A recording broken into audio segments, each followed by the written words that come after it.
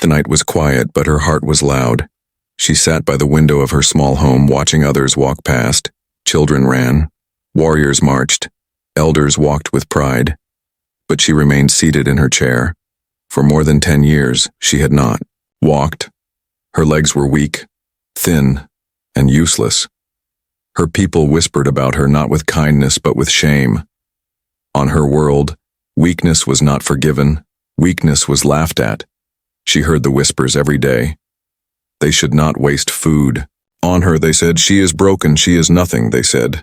The words cut deeper than any blade. But inside her a storm lived. She wanted to stand, she wanted to fight, she wanted to prove them wrong. She dreamed of walking again, dreamed of running across the open fields. Every night she closed her eyes and imagined herself standing tall. But every morning she woke and found herself in the same chair, trapped, forgotten, hopeless. Yet she was not blind. From her chair she saw more than others. She noticed the stars at night, how they sometimes moved like fireflies. She noticed strange lights in the sky, lights that her people ignored. And one night those lights grew brighter, closer, until they became fire in the heavens. The ground shook as a small ship landed just beyond the village. The people gathered with fear and curiosity. From the ship walked a man, not one of her kind, but something different. A human. The villagers laughed. He looked weaker than their warriors, smaller, with strange skin and strange clothes. "What is this creature?" they said. "He is no warrior." They laughed. But she did not laugh. She felt something in her chest, a spark. For 10 years, she had known only despair. But now, seeing this human, she felt hope. The human walked with calm steps. His eyes moved across the crowd, but then they stopped on her.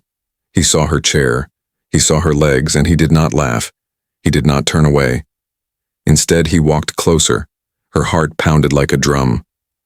No one had ever looked at her like that. Not with pity, not with disgust, but with something else. With understanding, the villagers shouted, "Go back to your broken ship, human," they said. "You are weak, you have no place here," they said. But the human only smiled. He carried tools on his belt, strange metals, glowing wires and devices she had never seen.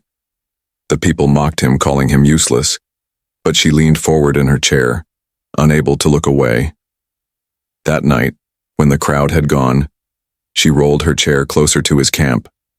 The fire burned, bright, and the human was working with sparks and metal. She watched, her eyes wide, as he shaped parts into something she could not name. Every strike of his hammer echoed through the darkness. He paused, looked at her, and spoke in simple words. "You want to walk again," he said. Her lips trembled, her heart stopped for a moment. "How do you know?" she whispered. He pointed at her chair, and then at her legs. "I can help," he said. She laughed, but not from joy. It was a laugh of disbelief. "No one can help me," she said. "My people tried, my healers tried, and all failed." But he only shook his head. "They tried with bone and flesh," he said. "I will try with steel and fire." Her chest tightened. Could this be real? Or was this another cruel dream? She wanted to believe him, but fear held her back. "Why would you help me?" she asked. He looked at her, his eyes calm, his voice steady. "Because humans do not leave the broken behind," he said. "We build, we fix, we rise together." The words struck her like lightning. No one had ever spoken to her like that. For the first time in years, she felt the heavy chains of despair begin to crack. She imagined herself standing, walking, running, her heart filled with a fire she thought was lost. But as the night grew darker, the villagers whispered again. They said the human was a fool. They said the girl was cursed.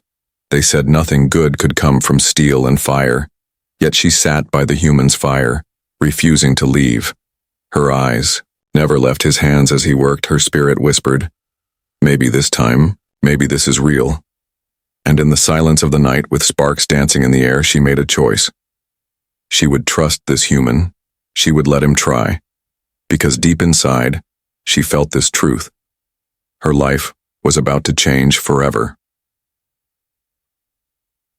The night was long, but her eyes refused to close. She sat by the human's fire, watching sparks rise like stars. The air smelled of smoke and metal, and every sound of hammer and flame pulled her closer. She could not look away. Her heart told her something was happening, something dangerous, something beautiful. And she was afraid, not of the human, but of hope. Hope was a dangerous thing. It had broken her before, but this time felt different. The human worked without fear. His hands moved with skill, as if he had done this 1,000 times. Strange tools hummed in his grip, wires glowed, gears clicked together. He was building something, but she did not yet know what. She wanted to ask, but her voice caught in her throat. Finally she whispered, "Why are you helping me?" The human paused, his eyes lifting to hers. "Because no one else will," he said. "Because you deserve more than a chair." Her chest tightened. She wanted to believe, but the voice of her people echoed in her head. "You are broken. You are nothing," they had said. She looked down at her thin legs, and pain rose inside her. "What if it fails?" she asked. "What if I fall again?" The human smiled gently. "Then we build again," he said. "Humans fail many times, but we rise every time." The words were strange, but they carried weight. Her people gave up on weakness. But this human seemed to see weakness as a challenge. He did not fear it, he fought it. And for the first time, she thought maybe weakness could become strength. The next morning, the village gathered. They came not to help, but to laugh. The sight of the human hammering metal drew them like flies. "What is this?" they mocked. "The stranger plays with toys. He thinks he can fix the broken girl." Their laughter was sharp, cruel, like knives against her heart. But the human ignored them. His hands never slowed. His eyes never left his work. Did not answer their words, he let the fire and steel answer for him. At last he held up a strange frame of metal. It was curved like a leg, jointed like a knee, shining with wires and plates. The villagers gasped, but not in awe. They laughed harder. "This is madness," they shouted. "Machines cannot replace flesh," they said. "She will break her neck trying." But she did not laugh. Her eyes filled with wonder. For the first time she saw something shaped for her. Not a chair, not a prison, but a chance. The human turned to her and spoke. "These are only the first," he said. "They are rough, but they will hold you." Her heart pounded in her chest. She wanted to run, to hide, but her soul screamed for her to try. "Stand with me," he said. Her hands trembled as he strapped the frame to her legs. The metal was heavy, cold, but it carried strength she did not have. The crowd fell silent, waiting for her to fail. Her body shook, her breath raced. "Now," he whispered. "Rise." Slowly, painfully, she pushed down on her chair and tried to stand. Her legs quivered, her body screamed, but the metal did not break. For one moment she rose higher than her chair. Gasps echoed through the crowd. She stood trembling for the first time in more than 10 years. And then she fell. The villagers erupted in cruel laughter. "She is broken still," they shouted. "See, the human lies." Tears filled her eyes as she sat back in her chair. Her heart felt heavy, ready to shatter. But the human knelt beside her. His voice, calm, steady, unbroken. "Tomorrow," he said, "you will walk." She looked at him through tears. "How can you promise that?" she whispered. He smiled, a fire in his eyes. "Because humans do not stop," he said. "We build, we learn, we fight until the impossible bows to us." The villagers turned away, their laughter fading into the distance, but she stayed by. The fire. Her eyes never left the human as he began to build again. He did not rest, he did not doubt. Every spark, every strike carried the weight of his promise. She knew her people thought him foolish. She knew they thought her cursed. But for the first time she did not care. Because someone believed in her. And when someone believes, even broken legs can feel strong again. That night, as she drifted into uneasy sleep, her mind replayed the moment she stood. It had been only Seconds, but it felt like a lifetime.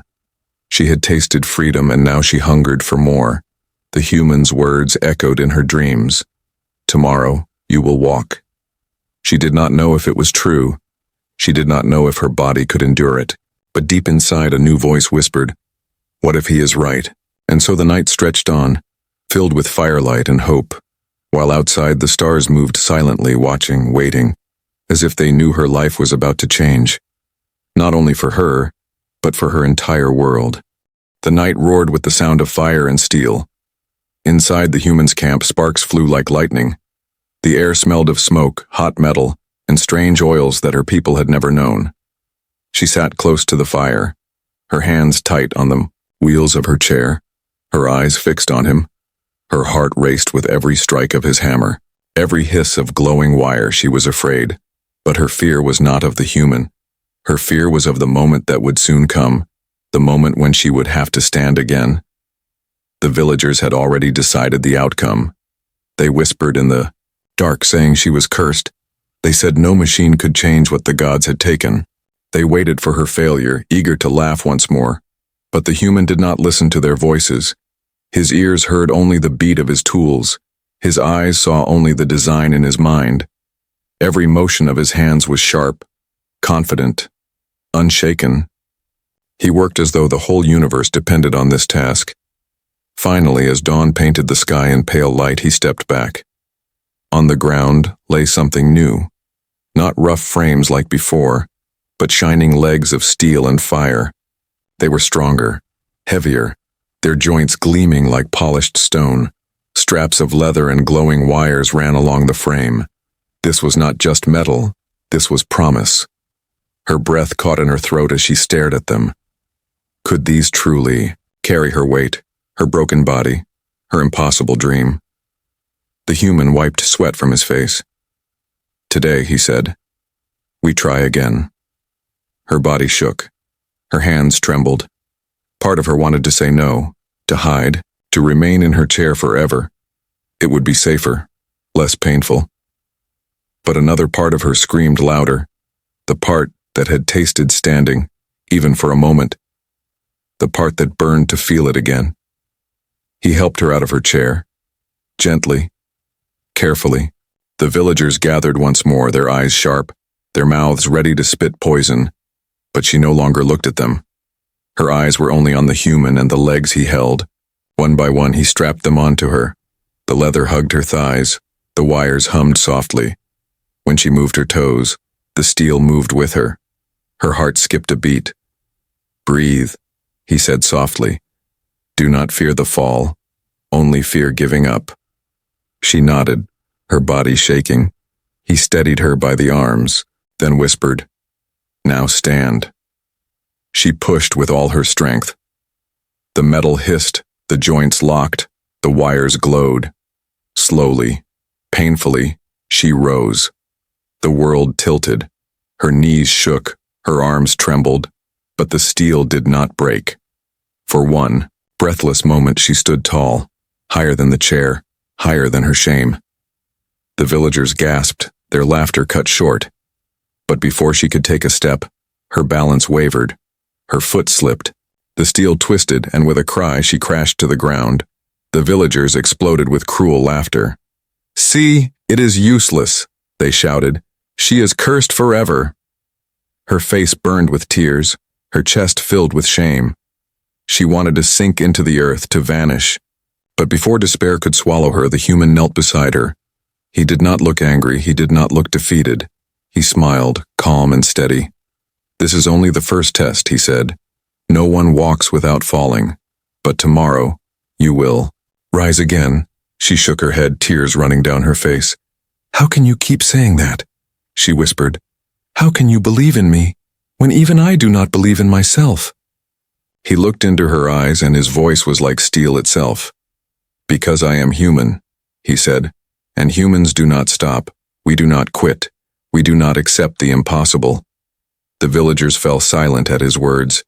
They could mock her, but they could not break his fire. Something in his tone made even their laughter weaken, as if they sensed a storm building inside this strange man from the stars. That night, She sat by the fire again, her body ached, her knees throbbed, her arms were weak. But inside her heart, something new had taken root. It was small, fragile, but alive. It was not only hope, it was defiance. For years she had been the broken one, the cursed one, the weak one. But now for the first time she wondered if weakness was only a word, and if tomorrow she might rise stronger. The human worked again through the night, adjusting, repairing, perfecting. Every spark lit the darkness, every strike echoed like thunder. She could not sleep, she could not look away. And as the stars burned above them, she whispered to herself, "Tomorrow I will stand again." But far away, beyond the hills, the sky trembled with another light. It was not the glow of fire, not the gleam of steel. It was something darker, larger, moving like a shadow across the heavens, and though no one in the village saw it yet, that shadow was coming for them, and when it arrived, walking would not be enough. She would need to fight. The morning came with silence too heavy to ignore. The village was awake, but no laughter carried through the air. No mocking voices, no cruel words, only whispers. Whispers about the human, whispers about the girl, and whispers about the strange light seen in the sky during the night. The people felt uneasy, as if danger crept closer with every breath. She woke to the sound of the human's tools. His fire was still burning, his hands still working. Through the night he had labored without rest, fixing every mistake, strengthening every joint. His eyes were tired, but his spirit was alive. He worked not like a man building machines, but like a warrior preparing for battle. And in truth he was. A battle against despair, against doubt, against time itself. She sat quietly in her chair, her heart beating too fast. The memory of her fall burned inside her like fire. The laughter of her people echoed in her mind. She wanted to stay in her chair, to hide from failure. But when the human lifted the new legs, stronger, sharper, gleaming, like silver fire, her fear broke against the wall of his determination. "You are ready," he said. His words struck her like a command, like a promise written in stone. The villagers gathered again. They expected another failure, another chance to mock. But there was no joy in their eyes, only unease. Perhaps the silence of the night sky, perhaps the weight of the human's unbroken will. They stood at a distance, waiting to see if this attempt would shatter or shine. Slowly, carefully, the human strapped the legs onto her once more. The leather was smoother, the joints stronger, the wires humming with new life. When she moved her toes, the steel answered like loyal soldiers. Her breath caught, her chest rose and fell. Every nerve screamed with fear, but also with hunger. The hunger to rise again. He stood before her, his voice calm and strong. "This time, you will not just stand," he said. "This time, you will walk." Her eyes widened, fear fighting with hope inside her heart. She whispered, "And if I fall?" He smiled, a quiet fire in his gaze. "Then you rise again," he said, "until falling becomes nothing but a memory." With trembling hands, she pushed herself up. The metal hissed, the joints locked, and her body rose, one step higher, one step closer to freedom. Her people gasped as she stood taller, stronger than before, but she did not stop. She placed her right foot forward, slow, shaking, the steel bent, the wires hummed, and for one heartbeat, it held. Her left foot followed. Another step. Another gasp from the crowd. Her heart thundered like a drum inside her chest. Tears filled her eyes, but she did not stop. She walked. For the first time in more than 10 years, she walked, not in a dream, not in her imagination, but in the dust and air of her own village. The laughter of her people died into silence. Their mocking, mouths hung open, their eyes wide with shock. Even the elders who once called her cursed bowed their heads in disbelief. Her legs of steel carried her across the earth, one step after another, every step a scream against despair, every step a song of defiance. She was no longer broken, she was alive. When she reached the human, she fell into his arms, laughing and crying at once. "You see," he whispered, You were never weak. You only needed the right strength. Her tears fell, but they were no longer tears of pain. They were tears of victory. The fire of hope burned brighter in her chest than ever before, but the moment of triumph did not last. A sound cracked the air, a low, thunderous alarm. The villagers looked to the sky, and terror filled their eyes. Dark shapes broke through the clouds, ships descending like hungry beasts. The earth trembled as the first shadow passed overhead. Raiders, merciless and cruel, enemies who had burned villages before. The people screamed and scattered, running for shelter. But the girl did not run. She stood tall, her new legs shining in the light of the burning sky. The human's eyes narrowed, his hand gripping the tools at his side. He whispered something only she could hear. Walking was only the beginning, he said. Her heart raced, her breath caught. She looked at him with fear, but also with fire. What now? She asked. He looked at the ships descending and said, Now, we fight. The sky was burning. Dark clouds split apart as fire rained from the heavens. Ships of steel and shadow descended, their engines roaring like beasts. The ground trembled under their weight, dust rising in choking waves. The people screamed and scattered, children pulled into hiding, warriors grabbing spears that looked small and useless against the sky's thunder. Fear spread like poison. The invasion had begun. She stood in the center of the village, her new legs gleaming, her heart pounding like a drum. For the first time in her life, she did not feel weak, but now strength alone would not be enough. The raiders had come, merciless and cruel. Everyone knew their name. They were thieves of worlds, takers of lives, and killers of the weak. They did not ask, they demanded, and those who resisted were burned. The first ship landed with a scream of fire. Its metal doors opened, and out marched tall figures armored in black. Their weapons glowed with deadly heat, their faces hidden behind cruel masks. The villagers fell to their knees, begging for mercy. But the raiders only laughed. Their leader stepped forward, his voice cold and sharp. You will give us your food, your water, your young, and your weak, he said. Or you will burn. The people cried out. They pointed. To her, the girl in the chair who no longer sat in a chair. She is weak, they shouted. She cannot fight. Take her first. Her heart froze, her breath caught. For years she had been their shame. And even now they offered her as sacrifice. But the human stepped forward before the raider leader.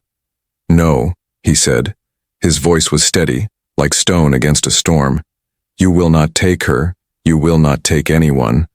The raider leader laughed, a sound like knives scraping across metal. A human? He sneered. This is your champion? This soft, small thing? The other raiders laughed with him, raising their weapons. But the human's hand rested on the tools at his belt, and his eyes burned like fire. You mistake softness for weakness, he said, and you will regret it. The girl felt her legs tremble, not with fear, but with power. The steel hummed under her skin, alive with strange energy.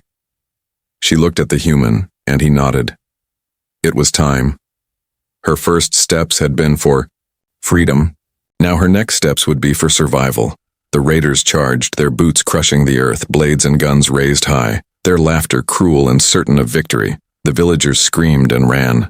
But she did not move away. She stepped forward, her metal legs striking the ground with strength that shook her body. Every step faster, stronger. She met the first raider head-on. He swung his weapon, but before it could strike, her legs snapped upward, steel against bone, a crack rang out, and the raider crashed into the dust. The crowd gasped. The villagers, who once mocked her, now stared in silence. Her legs of steel had become more than tools, they were weapons. The human moved beside her, his hands quick, throwing strange devices onto the ground. Small spheres that glowed with light. They burst with fire and smoke, confusing the raiders. He shouted to her, Your legs can do more. Trust them. She looked down, and the wires on her knees shifted. Blades unfolded from hidden slots, sharp. As razors, her heart thundered. She did not question. She struck. One slash cut through an armored chest. Sparks flying. the raider falling silent forever. The others hesitated, their laughter gone. Fear flickered in their eyes. They had expected prey but found predators instead. The human raised his voice, loud and unshaken. "You came for the weak," he shouted. "But now you face the strong." The battle raged. She moved faster with every strike, her new legs carrying her where her old ones never could. She dodged, leapt, kicked, and slashed. Her people had called her broken, but now she was their shield, their warrior. Every step shook the ground, every strike carved a new truth into their hearts. She was no longer a curse, she was their defender. But the fight was not yet won. The raider leader watched from the shadows of his ship, his eyes cold, his hand gripping a blade longer than she was tall. He stepped forward, his voice booming. "Enough," he growled. "If this girl wishes to fight, then she will face me." The battlefield grew still. The raiders stepped back. The villagers held their breath. The girl stood, her chest heaving, her body burning with exhaustion. But she did not lower her head. She looked at the human, and he nodded once. This was her battle now. Her first test had been standing, her second had been walking. But now her greatest test had come. She would fight not just to prove herself, but to protect her people. The raider leader raised his massive blade. His voice thundered like a storm. "Prove you are not broken," he said. She raised her steel legs, the blades gleaming in the firelight. Her voice shook, but her spirit roared. "I was broken once," she said, "but not anymore." The air grew heavy, the ground silent, and with a single step forward, the duel began.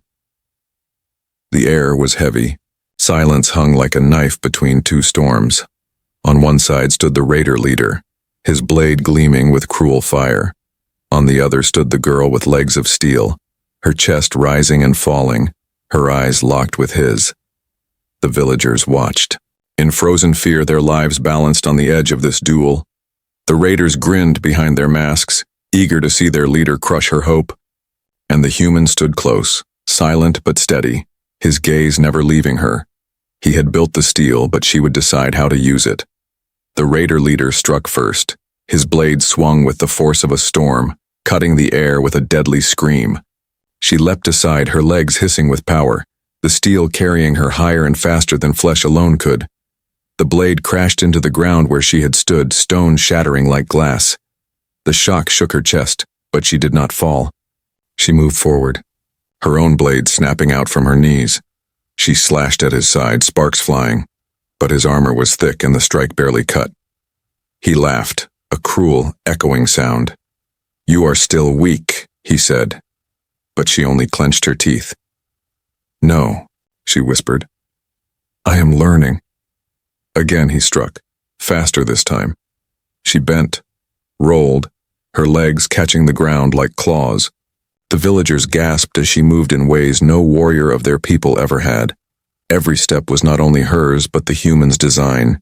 Every motion was born of hope and fire, and though the raider leader was stronger, heavier, she was quicker, sharper. Her legs gave her what she had been denied for 10 long years. Freedom of movement. She darted behind him, her foot slamming into his back. The steel cracked against his armor, sending him stumbling forward. The villagers cheered for the first time, their voices breaking the fear, but the raider leader roared, his anger shaking the air. He turned, swinging his massive blade in a wide arc. She raised her leg to block. Steel screamed against steel, sparks blinding the night. The impact sent her flying back, crashing into the dirt. Her chest burned, her arms shook, but her legs did not break. Slowly, painfully, she rose again. She would not surrender. The human called out, his voice steady as stone. "Listen to the steel," he said. "It is part of you now. Let it move with you." She closed her eyes for a heartbeat.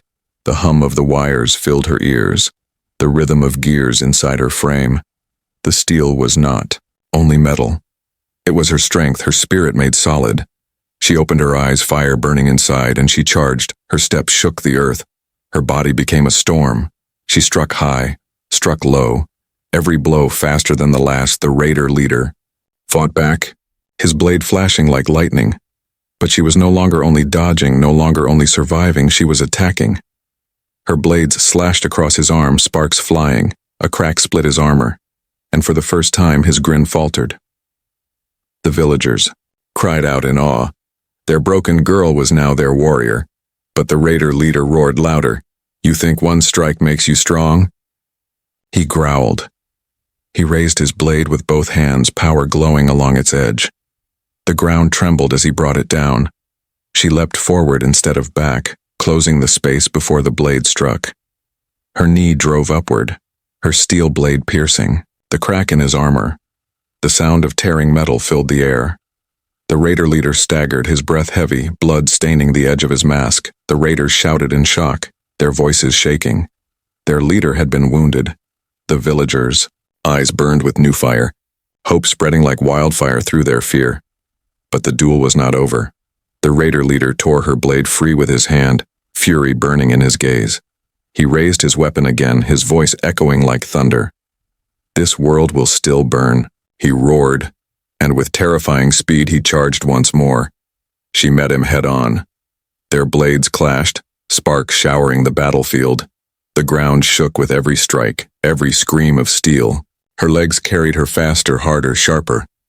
But the leader's strength was monstrous, every blow threatening to crush her. Her chest burned, her arms ached, her breath came ragged, yet her eyes never closed, her spirit never broke. She remembered the human's words, "Humans do not stop," and she decided she would not stop either. With a final cry, she drove both steel blades into the cracks of his armor. The raider leader roared in pain, his weapon falling from his grip. The villagers erupted in cheers, the raiders stepping back in shock. It seemed victory was hers. She stood above him, trembling, but unbroken.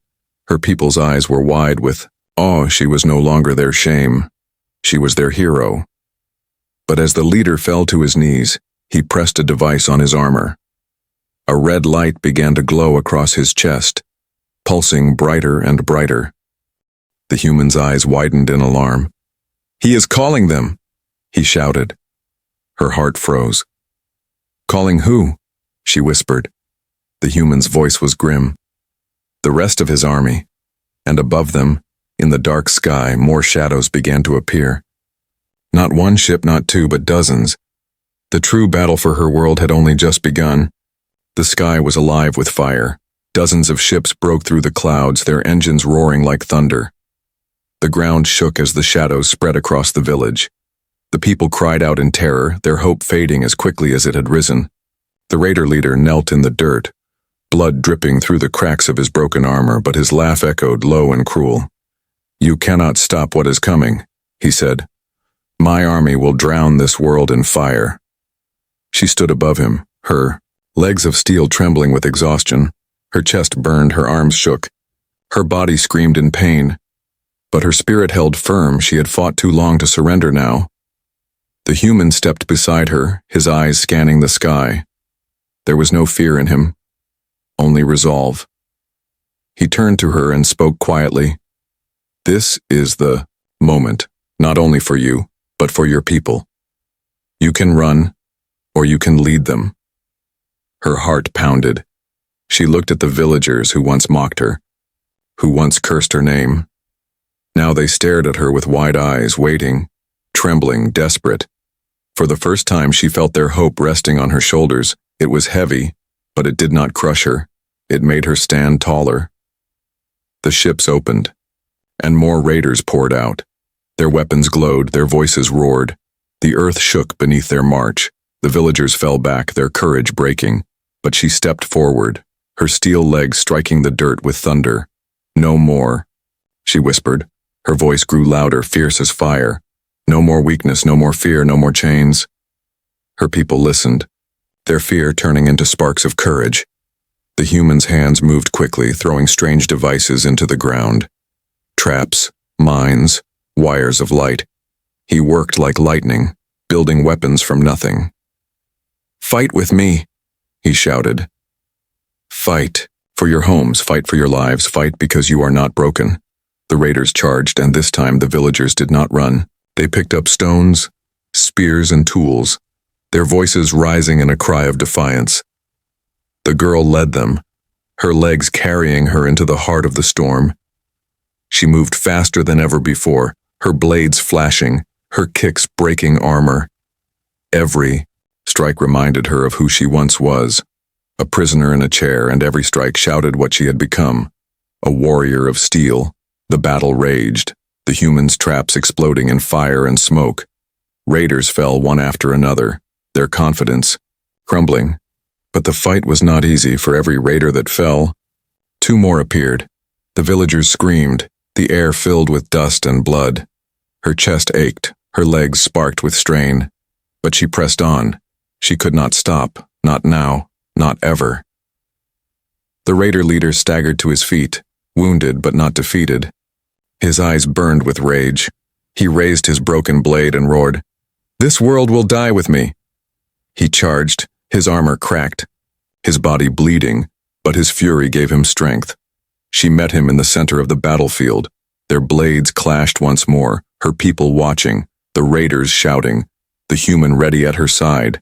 Every strike shook her bones, every block nearly broke her. But she remembered the words that carried her here. Humans do not stop. And she realized now, neither would she. With a cry, she drove her steel leg forward, blades piercing deep into the broken armor of his chest. The raider leader gasped, his weapon falling, and with one final roar, he collapsed to the ground, lifeless. Silence fell across the battlefield. The raiders froze, their leader gone. The villagers stood tall, their fear replaced by awe. The human raised his voice, "Leave now or be buried here." The raiders looked at the girl, standing tall with legs of steel, fire in her eyes. And for the first time, they felt fear. One by one, they retreated to their ships, their shadows lifting from the land. The sky cleared, the thunder faded, and the world was safe. The villagers gathered around her. No one called her broken. No one whispered curse. Instead, they bowed their heads. "You saved us," they said. "You are our warrior," they said. Tears filled her eyes. She looked at the human who stood quietly by her side. "You gave me legs," she whispered. But he shook his head. "No," he said.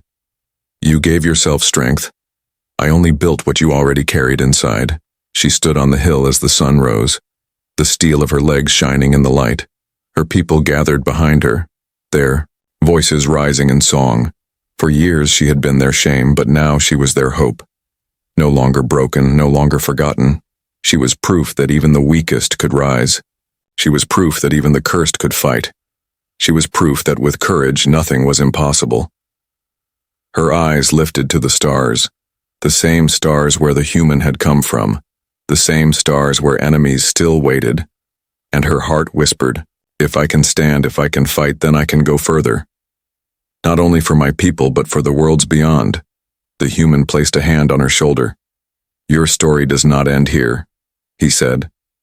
And she knew he was right. Because she was no longer just the girl in the wheelchair. She was the hero of two worlds.